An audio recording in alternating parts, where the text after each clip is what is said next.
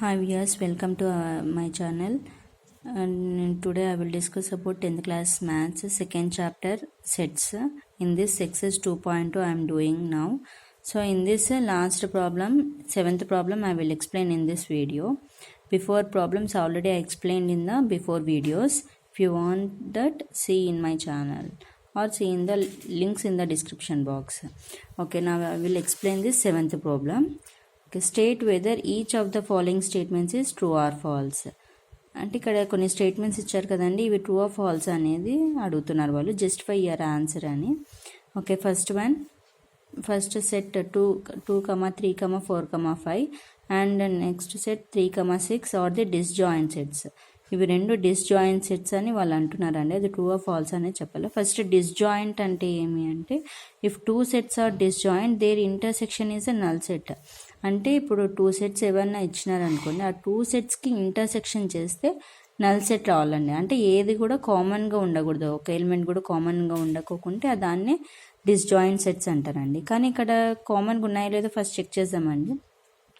So intersection చేసినప్పుడు, intersection అంటే ఇలా మీకు తెలుసు కదండి, common element. So which one common here 3 అనేది ఇక్కడ ఉంది కదండి, అంటే 1 సెట్ ఉంది. సారీ, హియర్ 3 అంటే ఇది నల్ సెట్ అయ్యిందా అండి? ఇది సింగిల్ టర్న్ సెట్ అవుతుంది. సో వాళ్ళు ఇచ్చిన స్టేట్మెంట్ ట్రూ అవుతుందా, ఫాల్స్ ఇది. సో అవి 2 సెట్స్ డిస్జాయింట్ సెట్స్ అన్నారు, కానీ అవి డిస్జాయింట్ సెట్స్ అండి, wrong. So first one is the false. ఎందుకు? 1 ఎలిమెంట్ కామన్గా ఉంది కాబట్టి అది ఫాల్స్ అవుతుందండి. Okay, second one set of A, E, I, O, U అంటే ఓవెల్స్ ఇచ్చారు కదండి. And next set A, B, C, D are disjoint sets. ఇక్కడ కూడా ఇవి 2 సెట్స్ డిస్జాయింట్ సెట్స్ అంటున్నారండి. అంటే కామన్ ఎలిమెంట్ ఏవి లేవు అని చెప్తున్నారు. ఒకసారి చెక్ చేద్దాం. సో ఫస్ట్ ఏ ఉంది కదండి ఇక్కడ. So second one set of A ఉంది. ఇంకా ఏమైనా ఉన్నాయండి? రిమైనింగ్ ఎలిమెంట్స్ లేవు. అంటే 1 ఎలిమెంట్ ఉంది కదండి. So it is a singleton set అవుతుంది, కానీ డిస్జాయింట్ సెట్ కాదండి అది. So first one also false అవుతుందండి. Next one, third one set of 2, 6, 10, 14 and set of 3, 7, 11, 15 are disjoint sets. ఇవి 2 సెట్స్ డిస్జాయింట్ సెట్స్ అంటున్నారు. అంటే మనం ఇంటర్సెక్షన్ చేసి చూడాలి ఏమైనా కామన్గా ఉన్నాయా లేదా అని. ఇక్కడ 2 ఉందండి, లేదు. 6, 10, 14 ఏవి లేవు కదండి కామన్గా. సో కామన్ ఏవి లేవు అంటే అది ఎంటీ సెట్ అవుతుంది, ఇలాగ ఎంటీ సెట్. సో అప్పుడు ఇది ట్రూనే అవుతుందండి. అవి 2 అనేది డిస్జాయింట్ సెట్సే అవుతాయి. Okay, fourth one. Okay, set of 2, 6, 10 and set of 3, 7, 11 are the disjoint sets. ఇప్పుడు కామన్గా ఏమైనా ఎలిమెంట్ ఉన్నాయా అండి? ఏవి లేవు కదా, ఇది కూడా ఎంటీ సెట్టే అవుతుంది. So this one also true, ఇది కూడా డిస్జాయింట్ సెట్టే అవుతుందండి. మనం ప్రతిదానికి ఇంటర్సెక్షన్ చేసి చూడాలండి. ప్రతిదానికి ఇంటర్సెక్షన్ చేసినప్పుడు మనకి నల్ సెట్ వస్తేనే అది డిస్జాయింట్ సెట్స్ అవుతాయండి. నల్ సెట్ కాకుండా ఏదైనా 1 ఎలిమెంట్ కానీ 2 ఆర్ 3 ఎన్ని ఎలిమెంట్స్ వచ్చినా కూడా అది డిస్జాయింట్ సెట్స్ అవ్వదండి. ఓకే, మీకు ఈ ప్రాబ్లం క్లియర్గా అర్థమైంది కదండి. ఓకే అండి, ఆ ప్రాబ్లం అయిపోయిన తర్వాత నెక్స్ట్ ఎగ్జాంపుల్స్ ఉన్నాయండి. ఇవన్నీ ఎగ్జాంపుల్ 7. ఇక్కడ 2 సెట్స్ ఇచ్చారు. Check whether A is equals to B or not అన్నారు. అంటే ఇవి 2 సెట్స్ ఈక్వలే ఉన్నాయి కదండి. ఇక్కడ 3 ఎలిమెంట్స్ ఉన్నాయి, పీక్యూఆర్ అని, ఇక్కడ కూడా క్యూపీఆర్ అని. మనం ఎలా అయినా రాసుకోవచ్చు అండి ఎలిమెంట్స్, కానీ సేమ్ ఉండాలి. సేమే ఉన్నాయి కదండి, అప్పుడు అది ఈక్వల్ సెట్టే అవుతుంది కదా, A is equals to B అని. సో ఇక్కడ ఇచ్చారు చూడండి మీకు ఇది process. A is subset of B అన్నప్పుడు, B is subset of A అన్నప్పుడు both A is equals to B అవుతుంది. నెక్స్ట్ ఎగ్జాంపుల్ 8 అండి. ఏ ఈజ్ ఈక్వల్స్ టు 1, 2, 3 అనేది ఒక న్యాచురల్ సెట్ ఇచ్చినారు. న్యాచురల్ నెంబర్ సెట్ ఇక్కడ రిప్రజెంట్ చేస్తారు చూడండి. N is the set of natural numbers. Then check whether A and N are equal. అంటే ఇక్కడ 1, 2, 3 అనేది న్యాచురల్ నెంబర్స్, ఇక్కడ ఎన్ సెట్ న్యాచురల్ నెంబర్స్ తీసుకోమన్నట్టు. అంటే బోత్ ఆర్ సేమే అవుతాయి కదండి. సో అవి అనేది ఈక్వల్ సెట్స్ అవుతాయి. Next example 9. ఇవి చాలా స్మాల్గానే ఉన్నాయండి, మీకు ఈజీగానే అర్థమవుతాయి అనుకుంటున్నాను.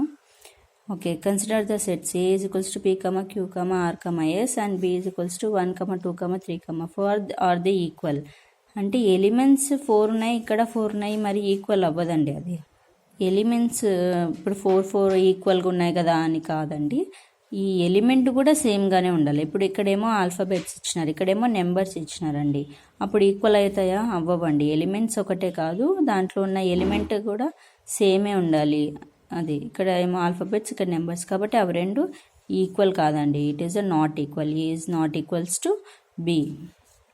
And example 10, let A is equals to set of prime numbers smaller than 6 అన్నారంటే, అంటే ఓన్లీ ప్రైమ్ నెంబర్స్ తీసుకోవాలా ఏ సెట్లో, అది 6 కంటే లెస్గా ఉండాలి ప్రైమ్ నెంబర్స్. ఇక్కడ తీసుకున్నారు చూడండి 2, 3, 5. And P is the set of prime factors అన్నారండి, of prime factors of 30. Okay, 30కి ఫ్యాక్టర్స్ అనేది వస్తాయి కదండి, 1, 2, 3, 6, 5, 30 ఇలాగా వస్తాయి కదండి, 15 కూడా వస్తుంది. దాంట్లో ఓన్లీ ఏం తీసుకోమన్నారండి ఇక్కడ, సెట్ ఆఫ్ ప్రైమ్ ఫ్యాక్టర్స్ ఒకటే, అంటే ప్రైమ్ ఫ్యాక్టర్స్ ఒకటే తీసుకోమన్నారు. అంటే ఏ వస్తాయండి, పీ సెట్లో కూడా 2, 3, 5 వస్తాయి.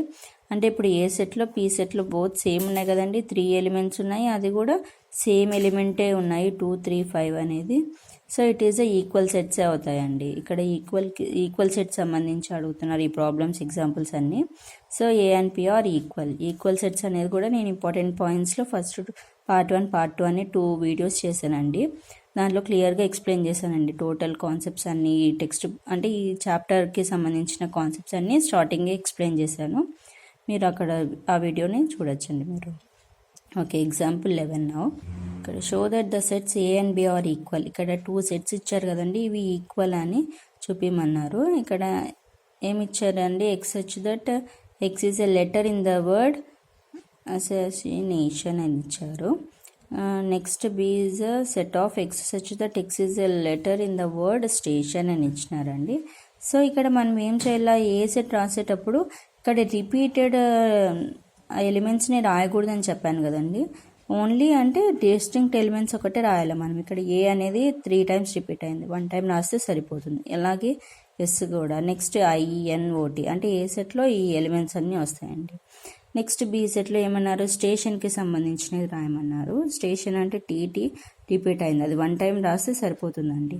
అంటే మీకు ఎస్ఏ ఫస్ట్ ఉండాలా, ఏ ఫస్ట్ ఉండాలా అని ఏం లేదు, మీరు ఎలిమెంట్స్ అనేది ఎలాగైనా రాసుకోవచ్చు. అదంతా ఒక సెట్లోనే రాస్తున్నాం, కానీ డిస్టింక్ట్ ఎలిమెంట్స్ రాస్తే సరిపోతుందండి. అంటే ఈ ఆర్డర్లోనే ఉండాలనేమి పర్ఫెక్ట్గా రూల్ అయితే లేదండి, మీరు ఎలా అయినా రాసుకోవచ్చు ఎలిమెంట్స్ దీంట్లో, కానీ డిస్టింక్ట్ ఎలిమెంట్స్ రాయాలా. ఇప్పుడు చూడండి, ఇవి ఎలిమెంట్స్ సేమ్గానే ఉన్నాయి కదండి. సో ఇక్కడ ఏమవుతుంది, ఏ ఈజ్ ఈక్వల్స్ టు బి, అంటే బోత్ సెట్స్ ఆర్ ఈక్వల్ అనేది మనకు అర్థమవుతుంది. ఓకే, మీకు ఈ ఎగ్జాంపుల్స్ అర్థమయ్యాయి కదండి. ఓకే, క్లియర్గా. Next one, example 12. So consider the sets 5. A is equals to set of 1, 3 and B is equals to set of 1, 5, 9. C is equals to 1, 3, 5, 7, 9. Insert the symbol. This is the subset symbol అండి. ఇది not subset అవుతుంది between each of the following pair of sets. ఇక్కడ సబ్సెటా not సబ్సెటా అనేది మనం రాయాలండి. 5 is dash B అన్నారు, అంటే empty set అనేది ప్రతి సెట్కి సబ్సెట్టే అవుతుందండి. Every set is empty set is the subset of every set. So ఇది subset. Next A is the subset of B అవుతుందా, అంటే సబ్సెట్ అంటే ఏలో ఉన్న ఎలిమెంట్స్ అన్నీ బీ సెట్లో ఉండాలండి. చెక్ చేస్తాం, ఇక్కడ 1, 3 ఉన్నాయి, బీ సెట్లో 1, 3 ఉందా, 3 లేదు కదండి. కాబట్టి it is a not subset, అంటే ఏలో ఉన్న ప్రతి ఎలిమెంట్ ఉండాలండి బీలో, అప్పుడే అది సబ్సెట్ అవుతుంది. ఒక ఎలిమెంట్ లేకపోయినా అది సబ్సెట్ అవ్వదు. Next third one, A is the subset of C అవుతుందా, 1, 3 ఉన్నాయి కదండి, ఇక్కడ 1, 3, so it is a subset. And next one, B dash C అని ఇచ్చారు, B is the subset of C అవుతుందా, 1, 5, 9, ఇక్కడ 1, 5, 9 ఉన్నాయి కదండి. So this one also the subset. Okay, next exercise 2.3 next వీడియోలో ఎక్స్ప్లెయిన్ చేస్తానండి. ఓకే, మీకు ఈ వీడియో కనుక నచ్చినట్టయితే ప్లీజ్ లైక్ చేయండి, షేర్ చేయండి, అలాగే కామెంట్ చేయండి. అండ్ ముందుగా మా ఛానల్ని సబ్స్క్రైబ్ చేసుకోండి. Thank you for watching this video.